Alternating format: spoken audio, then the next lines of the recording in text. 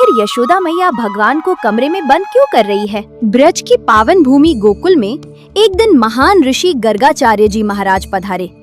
वे बड़े नियम वाले वैष्णव थे। जहाँ भी जाते अपने साथ शालिग्राम भगवान को रखते और पहले उन्हें भोग लगाकर ही स्वयं प्रसाद ग्रहण करते। जब वे नंद बाबा के घर पहुँचे तो विनम्र भाव से यशोदा मैया से बोले कि मैया, मेरे ठाकुर जी भी मेरे साथ आए हैं। यदि थोड़ा आटा, चावल, दाल और थोड़ा सा दूध मिल जाए तो मैं अपने हाथ से भोग बनाकर उन्हें अर्पित कर दूं। यशोदा मैया ने बड़े प्रेम से तुरंत रसोई की सामग्री ला दी। ब्रज की गायों का ताजा दूध भी ले आई, जिसका सुगंध दूर से ही मन को मोह लेता था। गर्गाचार्य जी ने उस दूध को धीरे धीरे पकाना शुरू किया। दूध उबलता रहा, घटता रहा और जब आधा रह गया तो उसमें चावल डालकर उन्होंने बहुत गाढ़ी और सुगंधित अधोटी खीर तैयार की। खीर बनकर तैयार हुई तो उन्होंने बड़ी श्रद्धा से थाली सजाई, शालिग्राम भगवान को सिंहासन पर विराजमान किया और खीर का पात्र उनके सामने रख दिया। हाथ जोड़कर बोले, हे ठाकुर जी, आज ब्रज धाम में आपके लिए प्रेम से ये भोग बनाया है, कृपा करके इसे स्वीकार कीजिए। इतना कहकर वे अपने नियम के अनुसार आंखें बंद करके नाम जप में बैठ गए, ताकि ठाकुर जी शांत भाव से भोग स्वीकार कर सके। पर गर्गाचार्य जी को ये पता नहीं था कि उसी आंगन में खेल रहे नंदलाल की नन्ही आंखें उस सुगंधित खीर पर टिक चुकी हैं। उधर आंगन में छोटे से कन्हैया और बलराम जी खेल रहे थे। मिट्टी में खेलते खेलते अचानक कन्हैया रुक गए। उनकी नन्ही नाक में खीर की सुगंध पहुंची। वो सुगंध ऐसी थी कि जैसे किसी ने पूरे आंगन में मिठास घोल दी हो। कन्हैया ने खेलना बंद कर दिया और ध्यान से सूंघने लगे। ये देखकर बलराम जी ने हंसकर पूछा, लाला क्या हुआ? खेलते खेलते अचानक क्यों रुक गए? कन्हैया मन ही मन बोले, भैया, आज आंगन में कोई बड़ा प्रेमी भक्त आया है। उसने ऐसी सुगंधित खीर बनाई है कि मेरा मन उसे खाने को कर रहा है। वो बार बार मेरे शालिग्राम को भोग के लिए बुला रहा है, इसलिए मुझे जाना ही पड़ेगा। बलराम जी मुस्कुराए और बोले, तो फिर देर क्यों कर रहे हो लाला? जाओ और खा कर आओ। अगर बहुत स्वाद लगे तो मेरे लिए भी थोड़ा बचाकर ले आना।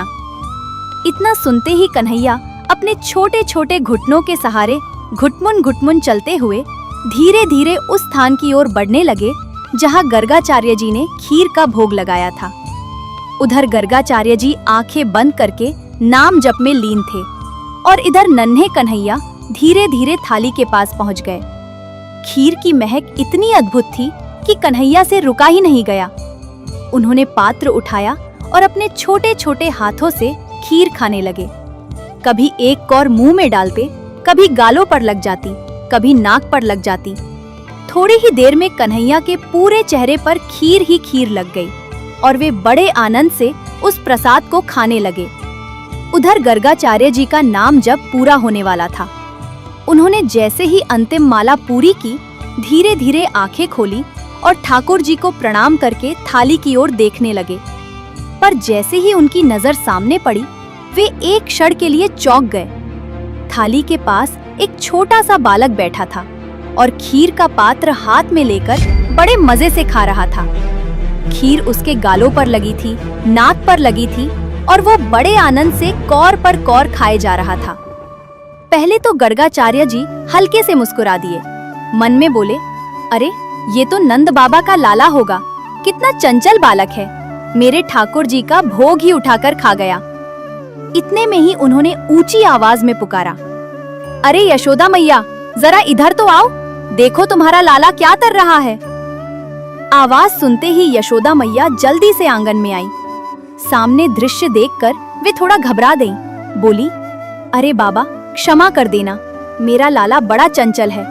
जहाँ भी दूध, दही, मक्खन या मिठाई देख लेता है तुरंत पहुँच जाता है। आपने जो खीर बनाई थी उसी पर हाथ पड़ गया होगा। गर्गाचार्य जी हंसते हुए बोले, कोई बात नहीं मैया, बालक है, अगर खा भी ली तो क्या हुआ, मैं फिर से खीर बना दूंगा। मेरे ठाकुर जी तो थोड़ी देर बाद भी भोग पालेंगे।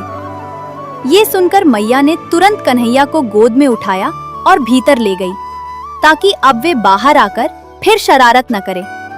लेकिन कन्हैया के मन में तो अभी भी उस खीर का स्वाद बस गया था और उनकी लीला अभी खत्म कहाँ हुई थी।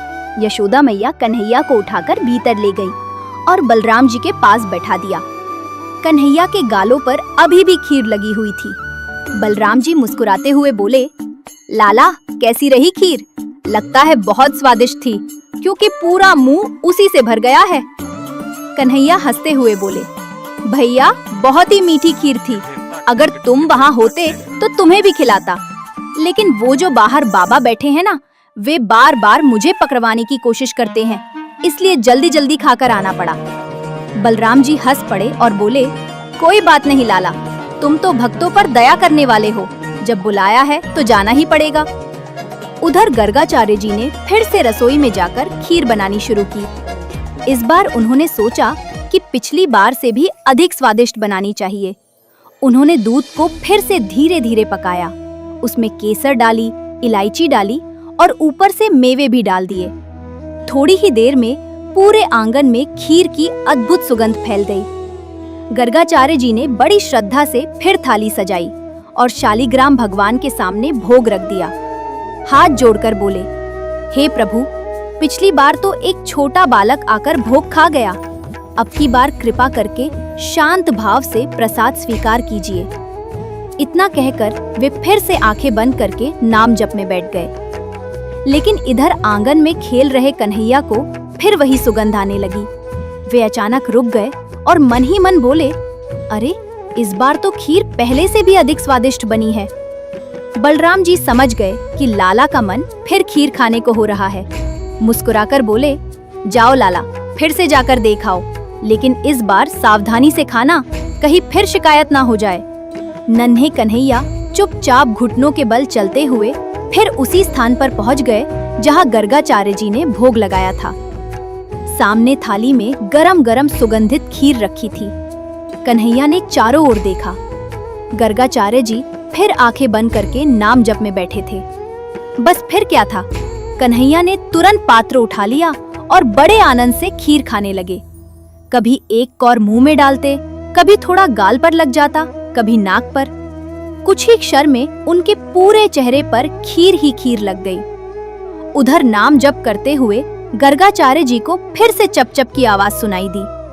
उन्होंने तुरंत आंखें खोली और देखा कि वही छोटा बालक फिर खीर खा रहा है। इस बार गर्गाचार्य जी थोड़ा परेशान हो गए। वे बोले, अरे मैया यशोदा, तुम्हारा लाला फिर आ गया।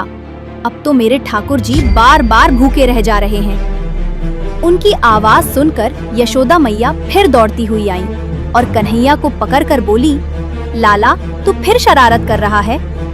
इस बार मैया ने सोचा कि अगर कन्हैया बाहर रहा तो फिर भोग खा लेगा, इसलिए उन्होंने कन्हैया को अंदर कमरे में ले जाकर दरवाजा बंद कर दिया। लेकिन कन्हैया की लीला अभी भी समाप्त नहीं हुई थी। कन्हैया को कमरे में बंद कर दिया गया तो नन्हे लाला पहले तो थोड़ा रूठ गए। उनकी आंखों में आंसू भर आए, होठ बाहर निकल आए और वे धीरे धीरे सिसकने लगे। थोड़ी देर बाद वे जंगले के पास चढ़कर खड़े हो गए और बाहर झांकने लगे। सामने गर्गाचार्य जी फिर से रसोई में खीर बना रहे थे। दूध की मीठी सुगंध पूरे आंगन में फैल रही थी। कन्हैया जंगले को पकड़े पकड़े वही दृश्य देख रहे थे और मन ही मन सोच रहे थे कि इतनी स्वादिष्ट खीर फिर बन रही है और मैं यहाँ बंद हूँ। उधर गर्गाचार्य जी को विश्वास था कि अब वह शरारती बालक बाहर नहीं आ पाएगा, इसलिए उन्होंने निश्चिंत होकर फिर से खीर तैयार की, थाली सजाई और शालिग्राम भगवान के सामने प्रेम से भोग रख दिया। इसके बाद वे आंखें बंद करके नाम जप में बैठ गए। लेकिन लीला तो अभी बाकी थी। कुछ ही क्षण बीते थे कि धीरे धीरे कमरे का किवाड़ खुला और नन्हे कन्हैया घुटनों के बल घुटमुन चलते हुए बाहर निकल आए। वे चुपचाप थाली की ओर बढ़ने लगे जहां फिर से वह सुगंधित खीर रखी हुई थी। नन्हे कन्हैया धीरे धीरे घुटनों के बल चलते हुए थाली के पास पहुंच गए। सामने वही सुगंधित खीर रखी थी जिसकी खुशबू से उनका मन पहले ही ललचा चुका था। कन्हैया ने इधर उधर देखा। गर्गाचार्य जी अभी भी आंखें बंद करके नाम जप में बैठे थे। बस फिर क्या था, कन्हैया ने तुरंत खीर का पात्र उठा लिया और बड़े आनंद से खाने लगे। छोटे छोटे हाथों से खीर उठाते, कभी मुंह में डालते, कभी गालों पर लग जाती। थोड़ी ही देर में उनके पूरे चेहरे पर खीर लग गई। उधर गर्गाचार्य जी को फिर से चपचप की आवाज सुनाई देने लगी। इस बार उन्होंने सोचा कि वही शरारती बालक फिर आ गया है। तुरंत उन्होंने हाथ आगे बढ़ाया कि आज तो उसे पकड़ ही लूं। जैसे ही उन्होंने आंखें खोली और सामने देखा तो वे एक क्षण के लिए बिल्कुल स्तब्ध रह गए, क्योंकि वहां साधारण बालक नहीं बल्कि एक अद्भुत दिव्य दृश्य प्रकट हो चुका था। गर्गाचार्य जी ने जैसे ही ध्यान से देखा, उनका शरीर कांप उठा। उस छोटे से बालक की जगह अब दिव्य प्रकाश से चमकता हुआ रूप दिखाई दे रहा था। नन्हे गोपाल ने क्षण भर के लिए अपना चतुर्भुज स्वरूप प्रकट कर दिया। 4 भुजाएं, हाथों में शंख, चक्र, गदा और पद्म। सामने स्वयं नारायण खड़े थे। गर्गाचार्य जी का हृदय भाव से भर गया। वे तुरंत भूमि पर गिर पड़े और साष्टांग दंडवत करने लगे। उनकी आंखों से आंसू बहने लगे। कांपती हुई आवाज में बोले, प्रभु, मैं आपको पहचान नहीं पाया। मैं तो आपको साधारण बालक समझकर बार बार शिकायत करता रहा। मुझसे बड़ी भूल हो गई। लेकिन नन्हे ठाकुर मुस्कुरा रहे थे। उनके हाथ में अभी भी खीर का पात्र था। उन्होंने प्रेम से वह पात्र गर्गाचार्य जी की ओर बढ़ाया और बोले, गुरुदेव, ये खीर बहुत प्रेम से बनाई है। अब आप भी इसका प्रसाद ग्रहण कीजिए। गर्गाचार्य जी कांपते हुए हाथों से वह खीर ग्रहण करने लगे।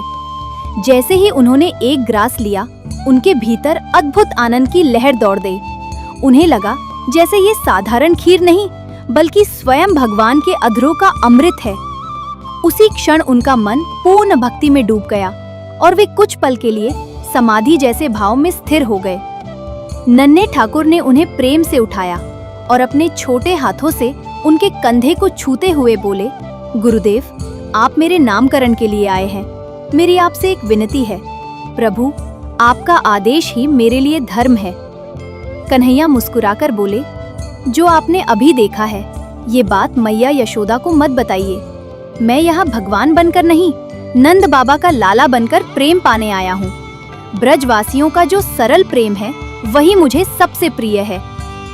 गर्गाचार्य जी ये वचन सुनकर भाव विभोर हो गए। उन्होंने हाथ जोड़कर कहा, प्रभु, जैसा आप चाहें वैसा ही होगा। मैं किसी को ये रहस्य नहीं बताऊंगा। इतना कहकर वे बार बार नन्हे कन्हैया के चरणों में प्रणाम करने लगे। उधर कन्हैया फिर से अपने बाल रूप में आ गए, जैसे कुछ हुआ ही ना हो। थोड़ी ही देर बाद यशोदा मैया वहां आई और बोली, बाबा, अब तो भोग लग गया होगा ना? गर्गाचार्य जी मुस्कुरा दिए और बोले, हाँ मैया, आज तो आपके लाला की कृपा से मेरे ठाकुर जी ने बड़ा प्रेम से प्रसाद स्वीकार किया है। यशोदा मैया कुछ समझ नहीं पाई, लेकिन गर्गाचार्य जी का हृदय भीतर से भर चुका था। उन्हें आज ये अनुभव हो चुका था कि जिस नन्हे बालक को ब्रजवासी साधारण समझते हैं, वही संपूर्ण जगत के पालनहार भगवान है। फिर भी वे ब्रज में इसलिए आए हैं ताकि अपने भक्तों का सच्चा और निष्कपट प्रेम पा सके। और यही इस लीला का रहस्य है। भगवान को वैभव से नहीं, भोले प्रेम से बांधा जा सकता है। जगन्नाथ ज्ञान लोक को सब्सक्राइब करके जाना और वीडियो को लाइक जरूर करना।